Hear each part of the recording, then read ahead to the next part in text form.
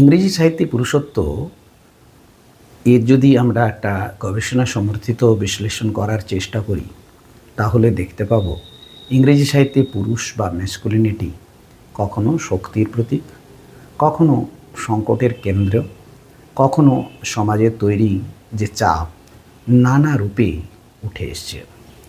সাহিত্য পুরুষত্বকে একটি সামাজিক ও সাংস্কৃতিক কনস্ট্রাক্ট হিসেবে দেখেছে, যেমন ফেমিনিটিকে দেখা হয়, যা সময়ের সঙ্গে সঙ্গে বদলে গেছে।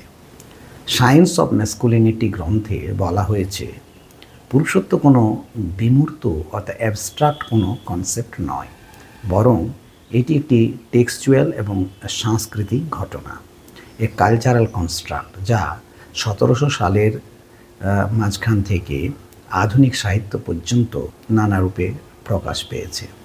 কয়েকটি উদাহরণ দিই। ড্যানিয়েল ডিফোর রবিনসন ক্রুসো পুরুষত্বের এক উপনিবেশবাদী রূপ।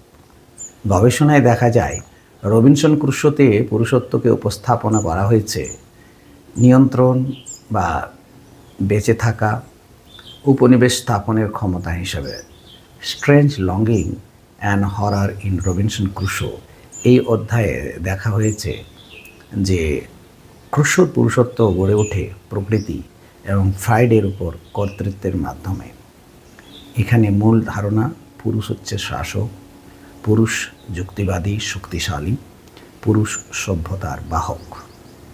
ভিক্টোরিয়ান সাহিত্য আমরা এখন আলোচনা করব দুজনের আলোকে, ডিকেন্স এবং অ্যান ব্রন্টি। নৈতিকতা, দায়িত্ব এবং রেস্ট্রেন্ট বা আবেগ দমন করার ক্ষমতা।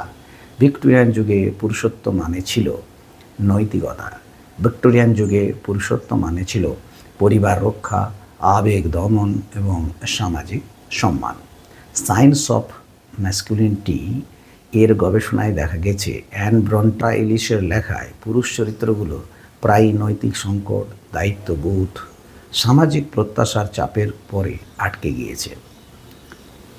আধুনিক সাহিত্য যেমন আয়ান ম্যাকওয়ান, টনি হ্যারিসন পুরুষত্বের ভাঙন, হৃদয়, ভয়, পরিচয় সংকট বা আইডেন্টিটি ক্রাইসিস।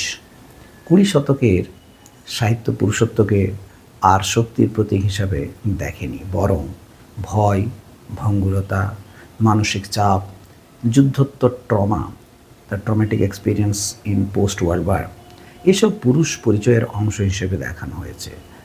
আয়ান ম্যাকওয়ানের লেখায় পুরুষ চরিত্ররা প্রায়ই আবেগপ্রবণ হয়ে পড়ে এবং শেষে আবেগগতভাবে ভেঙেও পড়ে। পুরুষত্বের প্রচলিত ধারণাকে এখানে একটি প্রশ্নচিহ্নের এসে দাঁড় করিয়ে দেয়।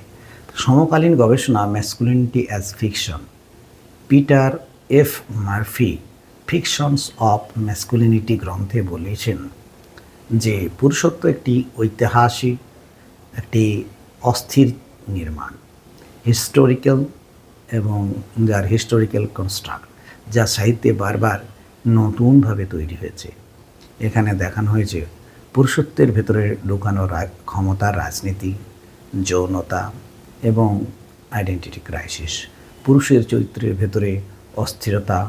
এই বইটি আমাদের বলে দেয় যে সাহিত্য পুরুষত্বকে কখনো প্রাধান্য, কখনো দুর্বলতা, কখনো অভ্যন্তরীণ দ্বন্দ্ব হিসাবে পুরুষত্বের পরিচয় দেওয়া হয়।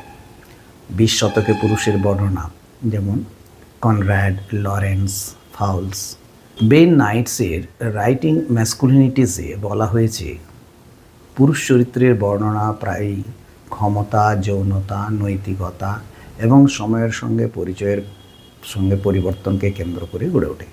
এখানে লরেন্স এবং কনরাডের পুরুষ চরিত্রগুলোকে বিশ্লেষণ করে বলা হয়েছে যে পুরুষত্বকে একটি ডেসক্রিপটিভ একটি কনস্ট্রাক্ট এবং এটি সমাজ থেকে তৈরি হওয়া। ইংরেজি সাহিত্যে পুরুষত্বের ব্যবহার যুগে যুগে বিভিন্ন পুরুষত্বের স্বরূপ দেখতে পাই।